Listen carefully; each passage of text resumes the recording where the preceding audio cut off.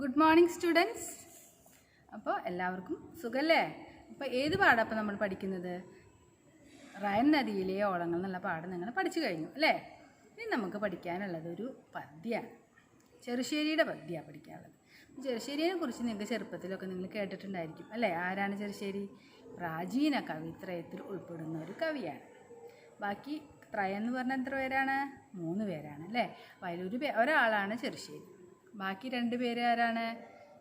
എഴുത്തച്ഛൻ, കുഞ്ചൻ നമ്പ്യാർ. അപ്പോൾ ചെറുശ്ശേരിയുടെ കൃഷ്ണഗാഥയിലത്തെ കുറച്ച് ഭാഗങ്ങളാണ് നമുക്ക് പഠിക്കുക. ഈ കൃഷ്ണഗാഥ എന്ന് പറഞ്ഞാൽ എന്താണ്? കൃഷ്ണഗാഥ, ഗാഥ എന്ന് പറഞ്ഞാൽ പാട്ട് എന്നർത്ഥം. അപ്പോൾ കൃഷ്ണൻ്റെ പാട്ടുകളാണ് എന്ത്? കൃഷ്ണഗാഥ അല്ലേ? അപ്പോൾ ചെറുശ്ശേരിയെ കുറിച്ചിട്ട് അതിന് മുമ്പ് ഞാൻ കുറച്ച് പറഞ്ഞുതരാം. ചെറുശ്ശേരി ക്രിസ്തുവർഷം 15-ാം നൂറ്റാണ്ടിൽ ജീവിച്ചിരുന്ന ഒരു മലയാള കവിയാണ്. ഇദ്ദേഹത്തിന് ഉത്തര കേരളത്തിലെ കുറുമ്പനാട് താലൂക്കിലുള്ള വടകരയിലാണ് ചെറുശ്ശേരി ഇല്ലം സ്ഥിതി ചെയ്തിരുന്നത്. ഇന്ന് അങ്ങനൊരു ഇല്ലം ഇല്ല, ഇങ്ങനെ നശിച്ചു പോയി എന്നാണ് പറയുന്നത്. 18-ാം നൂറ്റാണ്ടിലെ മൈസൂർ പടയോട്ടക്കാലത്ത് കുറേ നമ്പൂതിരി കുടുംബങ്ങൾ നാട് വിട്ടു പോയി. അങ്ങനെ ചെറുശ്ശേരി ഇല്ലവും ഇതിൻ്റെ കുടുംബങ്ങളും എങ്ങോട്ടോ പോയി എന്നും ആ ഇല്ലം ഇപ്പോൾ നാമാവശേഷമായി എന്നൊക്കെയാണ് പറയുന്നത്. അപ്പോൾ ഈ ചെറുശ്ശേരിക്ക് എന്താ പറയുക, ഈ കൃഷ്ണഗാഥ എഴുതാനൊരു കാരണം ഉണ്ടാവുമല്ലോ, എന്തൊരു ഐതിഹ്യം ഉണ്ടാവും അതിന് പിന്നിൽ. അപ്പോൾ എന്തുകൊണ്ടാണ്, എങ്ങനെയാണ് ചെറുശ്ശേരി കൃഷ്ണഗാഥ എഴുതിയെന്നുള്ള കാര്യം നിങ്ങൾക്കെല്ലാം ചെറുപ്പത്തിൽ നിങ്ങൾക്ക് അറിയുന്നതായിരിക്കും. എന്നാലും ഞാൻ ജസ്റ്റ് ഒന്ന് ഓർമ്മിപ്പിക്കാം എങ്ങനെയാണ് കൃഷ്ണഗാഥ എഴുതിയതെന്ന്. അദ്ദേഹം പണ്ട് കോലത്ത് നാട് ഭരിച്ചിരുന്ന ഉദയവർമ്മൻ്റെ കൊട്ടാരത്തിലെ ഒരു അംഗമായിരുന്നു ആര്? ചെറുശ്ശേരി. അങ്ങനെ ചെറുശ്ശേരിയും നമ്മുടെ രാജാവും കൂടിയിട്ട് ചതുരംഗം കളിക്കുന്ന സമയത്ത് രാജാവ് തോൽക്കാറായി. ചെറുശ്ശേരി ജയിച്ചുകൊണ്ടിരിക്കുകയാണ്. ഇതിങ്ങനെ അടുത്ത മുറിയിലിരുന്ന് ഇങ്ങനെ കുഞ്ഞിനെ ഇങ്ങനെ താരാട്ട് പാടി ഉറക്കമായിരുന്ന രാജ്ഞി കണ്ടു. ഇവരെ കളി ഇങ്ങനെ രാജ്ഞി വീക്ഷിക്കുന്നുണ്ട്. അങ്ങനെ വീക്ഷിച്ചു കൊണ്ടിരിക്കുന്ന സമയത്ത് രാജ്ഞിക്ക് എന്ത് മനസ്സിലായി? രാജാവ് ഇതാ തോറ്റുകൊണ്ടിരിക്കുകയാണ് എന്ന് മനസ്സിലായി. അപ്പോൾ രാജ്ഞിക്ക് ആകെ വിഷമായി. രാജാവ് കളിയിൽ തോൽക്കുക എന്ന് പറഞ്ഞാൽ മോശമല്ലേ? അപ്പോൾ രാജ്ഞി ഒരു സൂത്രം പ്രയോഗിച്ചു. രാജ്ഞി ഇങ്ങനെ കുഞ്ഞിനെ തൊട്ടിലാട്ടി ഇങ്ങനെ ഉറക്കല്ലേ, അങ്ങനെ ഉറക്കുന്ന പാട്ട് പാടുന്ന പോലെ രാജ്ഞി ഒരു പാട്ട് പാടി. എന്തായിരുന്നു ആ പാട്ട്?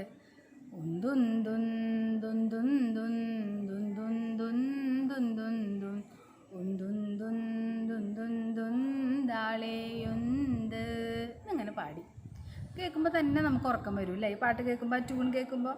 അപ്പം ഇങ്ങനെ ഇത് കേട്ട പക്ഷെ രാജാവിന് പെട്ടെന്ന് മനസ്സിലായി രാജ്ഞി എന്താ ഉദ്ദേശിച്ചതെന്ന്. നമ്മുടെ ചെറുശ്ശേരിക്ക് മനസ്സിലായില്ല കേട്ടോ. ചെറുശ്ശേരി ഇങ്ങനെ കളിക്കുന്നതാണ്. പെട്ടെന്ന് രാജാവ് എന്ത് ചെയ്തു? ആൾക്കാർ ഞങ്ങളുടെ അടുത്ത് മാറ്റി, ആ സ്ഥലത്ത് നിന്ന് മാറ്റി. ഇപ്പോൾ രാജാവ് കളിയിൽ സുഖമായിട്ട് പെട്ടെന്ന് ജയിച്ചു. അങ്ങനെ ചെറുശ്ശേരി കളിയിൽ തോൽക്കുകയും ചെയ്തു. പക്ഷേ രാജാവിന് ഈ രാജ്ഞി പാടിയ ഈ ഈണം, എന്നുള്ള ഈണത്തിൽ രാജാവിന് വളരെയധികം ഇഷ്ടപ്പെടുകയും രാജാവ് ചെറുശ്ശേരിയോട് അതേ ഈണത്തിൽ എനിക്ക് കുറച്ച് കവിത എഴുതിയിട്ട് തരൂ എന്ന് ചെറുശ്ശേരിയോട് ആവശ്യപ്പെടുകയും ചെയ്തു. അങ്ങനെ രാജാവിൻ്റെ ആ ആജ്ഞ അനുസരിച്ചിട്ടാണ് ചെറുശ്ശേരി കൃഷ്ണഗാഥ എഴുതിയതെന്നും കൃഷ്ണൻ്റെ ജനനം മുതൽ കൃഷ്ണൻ്റെ സ്വർഗാരോഹണം വരെയുള്ള കാര്യങ്ങളാണ് ഈ കൃഷ്ണഗാഥ കവിതയിൽ ഉൾപ്പെടുത്തിയിട്ടുള്ളത്. അതാണ് ആ കൃഷ്ണഗാഥ രചിക്കാനുണ്ടായിട്ടുള്ള ഐതിഹ്യം. നമുക്ക് പഠിക്കാനുള്ളത് കൃഷ്ണൻ്റെ കുട്ടിക്കാലം. കൃഷ്ണൻ്റെ ഏറ്റവും വലിയ പ്രത്യേകത എന്താ? കൃഷ്ണൻ്റെ ഓടക്കുഴൽ നാദാണ് അല്ലേ? കൃഷ്ണന് ഏറ്റവും ഇഷ്ടമുള്ള കാര്യമാണ് ഓടക്കുഴൽ വായിക്കുക എന്നുള്ളത്. അപ്പോൾ കൃഷ്ണൻ്റെ ഓടക്കുഴൽ നാദം കേട്ടിട്ട് വൃന്ദാവനത്തിലുണ്ടായിരുന്ന സകല ജീവജാലങ്ങൾക്കും പല വിധത്തിലുള്ള മാറ്റങ്ങളുണ്ടായി. ഓരോ ചെറിയ ജീവികൾക്കും, ഒരു വണ്ടിനും കുയിലിനും മയിലിനും മാൻപേടകൾക്കും പശുക്കൾക്കും എന്ന് വേണ്ട മരങ്ങൾക്ക് പോലും കൃഷ്ണൻ്റെ ആ മനോഹരമായ ഓടക്കുഴൽനാദം കേട്ട് മാറ്റങ്ങളുണ്ടായി. മനുഷ്യന്മാർക്ക് പോലും അത് എന്താ പറയുക, കേട്ട് നിന്നാൽ നമ്മളതിന് ലയിച്ചു പോകും. മൃഗങ്ങളും അങ്ങനെ തന്നെ, മരങ്ങളും അങ്ങനെ തന്നെ. ആ ഓരോ ചെറിയ ജീവജാലങ്ങൾക്കുണ്ടായ മാറ്റങ്ങളാണ് നമുക്ക് പഠിക്കാനുള്ള ഭാഗത്തുള്ളത്. കൃഷ്ണൻ്റെ ഓടക്കുഴലിൻ്റെ മനോഹരമായ ആ നാദം കേട്ട് അവരിങ്ങനെ ലയിച്ച് നിൽക്കുകയാണ്, സ്വയം മറന്ന് നിൽക്കുക ഓരോ ജീവികളും. അപ്പോൾ ആ ഭാഗങ്ങളാണ് നമുക്ക് പഠിക്കാനുള്ളത്. ഞാൻ കുറച്ച് തുടങ്ങി വയ്ക്കാം, എല്ലാവരും നോക്കിക്കോളൂ കേട്ടോ. ഇതേ ഇനത്തിൽ വേണം നിങ്ങൾ വായിക്കുമ്പോഴും ഉറക്കെ ചൊല്ലി പഠിക്കുമ്പോഴും നിങ്ങൾ എന്ത് ചെയ്യണം? ഇതേ ഇനത്തിൽ ചൊല്ലണം. അപ്പോഴാണ് കറക്റ്റായിട്ട് ആ ചെല്ലാൻ നമുക്ക് പറ്റുള്ളൂ. നോക്കിക്കോളൂ. ഗാനം കേട്ട നേരം. രാഗങ്ങളോരോന്നേ ഗോകുല നായകൻ മേളം കലർന്നങ്ങൂ പാടും നേരം വൃന്ദാവനം തന്നിലുള്ളൊരു ജീവികൾ നന്ദിച്ചു നിന്നു തേ മന്ദം മന്ദം എന്ന് പറഞ്ഞാൽ എന്താ, വൃന്ദാവനത്തിലുള്ള ജീവികൾ കൃഷ്ണൻ ഇങ്ങനെ ഓരോ രാഗങ്ങൾ മാറി മാറി ഇങ്ങനെ വായിക്കുകയാണ്. ഇതിലാണ് വായിക്കുന്നത്, ഓടക്കുഴലിങ്ങനെ വായിക്കുമ്പോൾ ഒരു രാഗത്തിൽ മാത്രമല്ല, ഓരോ രാഗങ്ങളുണ്ട്, പല പല രാഗങ്ങളുണ്ട്. കല്യാണി, ആരതി, കുറേ ശങ്കരാഭരണം, ഹംസധ്വനി, ഇങ്ങനെ കുറേ രാഗങ്ങളുണ്ടല്ലോ.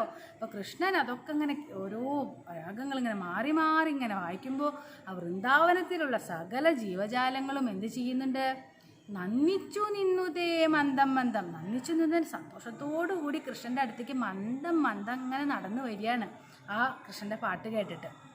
അപ്പോൾ ഇത് വരെ എടുത്താൽ മതി ഇല്ലെന്ന്, ബാക്കി നമുക്ക് അടുത്ത ക്ലാസ്സിൽ എടുക്കാം. അപ്പോൾ കുറച്ച് ഞാൻ നോട്ട്സ് തരുന്നുണ്ട്, അത് എഴുതിയെടുക്കുക, ടെസ്റ്റ് പേപ്പറിലും എഴുതാൻ ശ്രമിക്കാം. അപ്പോൾ അടുത്ത ക്ലാസ്സിൽ കാണാം. നന്ദി, നമസ്കാരം.